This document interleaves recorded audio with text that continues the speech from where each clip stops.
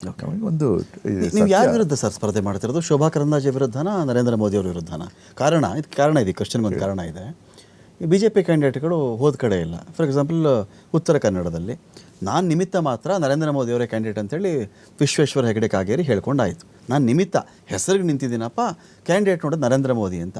ರಾಜೀವ್ ಗೌಡ್ರು ಮೋದಿಯವ್ರ ವಿರುದ್ಧ ಕ್ಯಾಂಡಿಡೇಟಾ, ಈಗ ಶೋಭಾ ಕರಂದ್ಲಾಜೆ ವಿರುದ್ಧ ಕ್ಯಾಂಡಿಡೇಟಾ ಅಂತ? ನಾನು ಬಿ ಜೆ ಪಿ ವಿರುದ್ಧ ಕ್ಯಾಂಡಿಡೇಟು, ಬಿ ಜೆ ಪಿ ವಿಚಾರಧಾರೆ ವಿರುದ್ಧ ಕ್ಯಾಂಡಿಡೇಟು.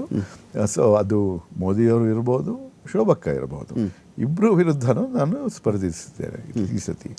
ಇವಾಗ ನೀವು ಇನ್ನೊಂದು ಯೋಚನೆ ಮಾಡಿ, ನೀವೇನು ಹೇಳಿದ್ದೀರಾ, so B J P candidates ಎಲ್ಲ ಜನರ ಮುಂದೆ ನಿಂತು ಅವರು ಡಮ್ಮಿಗಳು ಅಂತ ಒಪ್ಕೊಂಡಿದ್ದಾರೆ. ಅವರು ಬರೀ ಸುಮ್ಮನೆ ಇದು ಚಾಪ್ ಅಂತ ಅಂತಾರಲ್ಲ, ಆ ಥರ ಕ್ಯಾಂಡಿಡೇಟ್ಸ್. ಅವ್ರ ಕೈಯಲ್ಲಿಂದ ಏನೂ ಆಗೋದಿಲ್ಲ, ಎಲೆಕ್ಟ್ ಆದಮೇಲೆ ಅವ್ರು ವಾಪಸ್ ಬರೋದಿಲ್ಲ. ಬಟ್ ಇದು ಒಂದು ಇನ್ನೂ ಒಂದು ದೊಡ್ಡ ಇದಿದೆ, ಇಶ್ಯೂ ಇದೆ ಇದರಲ್ಲಿ. ಇವಾಗ ಕರ್ನಾಟಕ ರಾಜ್ಯಕ್ಕೆ ಭಾಳ ಅನ್ಯಾಯ ಆಗಿದೆ. ಇವರು ಎಂ ಪಿಗಳು ಎಲ್ಲಿಂದ ಆಯ್ಕೆ ಆಗಿರೋದು? ಕರ್ನಾಟಕ ರಾಜ್ಯದಿಂದ ಆಯ್ಕೆ ಆಗಿರೋದು. ಕರ್ನಾಟಕದ ಧ್ವನಿ ಎತ್ತಬೇಕು, ಕರ್ನಾಟಕ ಹಿತ ರಕ್ಷಿಸಬೇಕು. ಆದರೆ ಇವರೆಲ್ಲ ಡಮ್ಮಿಗಳು. 25 ಜನ ಹಿಂದೆ ಗೆದ್ದು ಬಂದವರು ಬಿ ಜೆ ಪಿ ಎಂ ಪಿಸು ಡಮ್ಮಿಗಳ ಥರ ಒಂದು ದಿವಸ ಬಾಯಿನೇ ತೆಗೆದಿಲ್ಲ ಅಂಥ ಯೂಸ್ಲೆಸ್ ನಾಲಾಯಕ್ ಎಂ ಪಿಗಳು ಬೇಕಾ ನಮ್ಮ ರಾಜ್ಯಕ್ಕೆ? ಇಂಥವರು ನಮ್ಮ ಹಿತ ಕಾಪಾಡೋಕ್ಕೆ ಅವ್ರಿಗೆ ಆಸಕ್ತಿ ಇಲ್ವಾ, ಸಾಮರ್ಥ್ಯ ಇಲ್ವಾ? ಅಂಥ ಒಂದು ಪರಿಸ್ಥಿತಿ ನಮ್ಮ ರಾಜ್ಯಕ್ಕೆ ಆಗಕೂಡ್ದು. ನಾವು ಯಾರನ್ನ ಆಯ್ಕೆ ಮಾಡಬೇಕಾಗಿದೆ ಅಂತ ನೀವು ಯೋಚನೆ ಮಾಡಿ.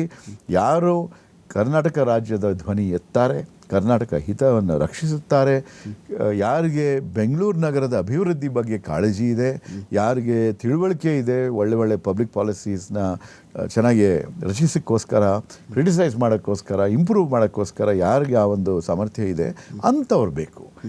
ಅದಕ್ಕೋಸ್ಕರ ಇಲ್ಲಿ ಎಲ್ಲ ಬುದ್ಧಿವಂತರು, ವೋಟರ್ಸು, ಬಡವ್ರನ್ನ ಇರ್ಬೋದು, ಸಾಹುಕಾರರು ಇರ್ಬೋದು, ಎಲ್ಲ ಬುದ್ಧಿವಂತರು.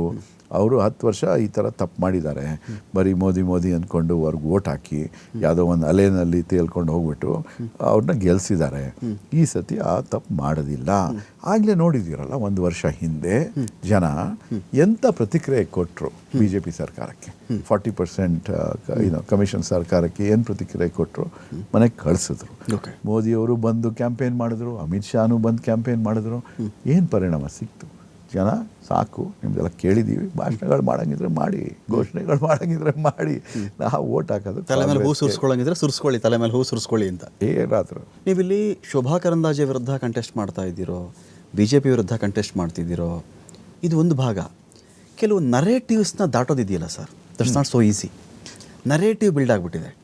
ಫಾಸ್ಟೆಸ್ಟ್ ಗ್ರೋಯಿಂಗ್ ಎಕಾನಮಿ, ನಾವು 5ನೇ ಸ್ಥಾನಕ್ಕೆ ಬಂದುಬಿಟ್ಟಿದ್ದೀವಿ. ಇನ್ನೊಂದು ಚಾನ್ಸ್ ಕೊಟ್ಬಿಟ್ರೆ 2ಕ್ಕೋ 1ಕ್ಕೋ ಬಂದು ಅಮೆರಿಕ ನಾವೆಲ್ಲ ಬರಾಬರ್ ಈಕ್ವಲ್ ಆಗಿಬಿಡ್ತೀವಿ. 2047ಕ್ಕೆ ನಮ್ಮದು GDP $1 ಟ್ರಿಲಿಯನ್ ಅದು ಜನಗಳಿಗೆ ಸ್ವಲ್ಪ ಲ್ಯಾಂಗ್ವೇಜ್ ಅರ್ಥ ಆಗೋದು ಕಷ್ಟ ಆಗುತ್ತಲ್ಲ. ಈ ಥರದ ನರೇಟಿವ್ಸ್ ಇದೆಯಲ್ಲ ಸರ್, ಇದು ಒಂದು ರಾಜ್ಯದ ವಿಧಾನಸಭಾ ಚುನಾವಣೆ ನೀವು ಫೇಸ್ ಮಾಡೋದು ಬೇರೆ, ಒಂದು ಲೋಕಸಭಾ ಚುನಾವಣೆ ಫೇಸ್ ಮಾಡೋದು ಬೇರೆ.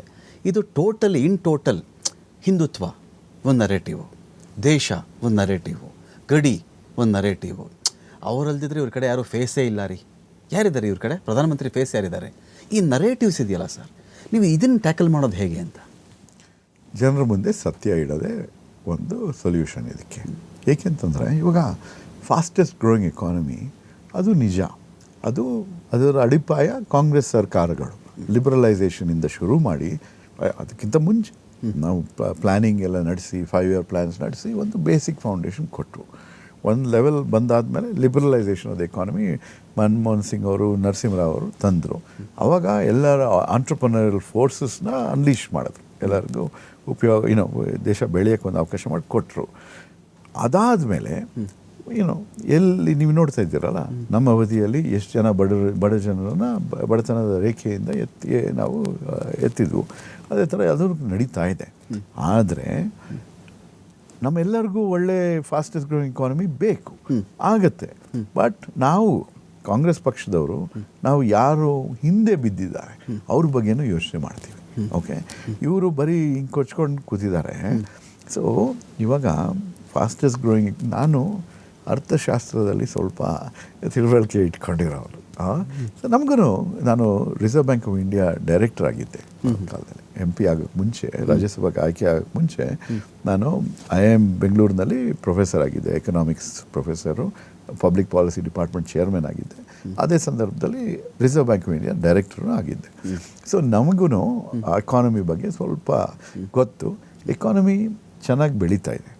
ಇವಾಗ ಒಂದು ಕಾಲದಲ್ಲಿ ನಾವು ಇದು ಮೊದಲಿಂದನೇ ನಾವು ಹೇಗೆ ಡೆವಲಪ್ ಮಾಡ್ತಾ ಇದ್ವು, ನಾವು ಮೊದಲೇ ಯಾವ ದೊಡ್ಡ ದೊಡ್ಡ ಎಕಾನಮಿಗಳಿದ್ವು, ಜಪಾನ್ ಇರ್ಬೋದು, ಯುರೋಪಿಯನ್ ಎಕಾನಮಿ, ಜರ್ಮನಿ ಇರ್ಬೋದು, ಅದಕ್ಕಿಂತ ಮುಂಚೆ ನಾವು ಹೋಗ್ತೀವಿ ಅಂತ ಪ್ರೆಡಿಕ್ಟ್ ಮಾಡ್ಬೋದಾಗಿತ್ತು. ಓಕೆ, ನಮ್ಮ ಗ್ರೋತ್ ಸ್ಲೋ ಡೌನ್ ಆಗದೇ ಇದ್ದರೆ ನಾವು ಆ ಥರ ಬೆಳಿತೀವಿ ಅಂತ ನಾವು ಪ್ರೆಡಿಕ್ಟ್ ಮಾಡಿದ್ವು. ಆದರೆ ಆ್ಯಕ್ಚುಲಿ ಮೋದಿ ಸರ್ಕಾರ ಡಿಮಾನಿಟೈಸೇಷನ್ ತಂದಾದಮೇಲೆ ಪ್ರತಿ ಕ್ವಾರ್ಟರು ಕಮ್ಮಿ ಆಗ್ತಾಯಿತ್ತು ನಮ್ಮ GDP ಗ್ರೋತ್ ರೇಟು.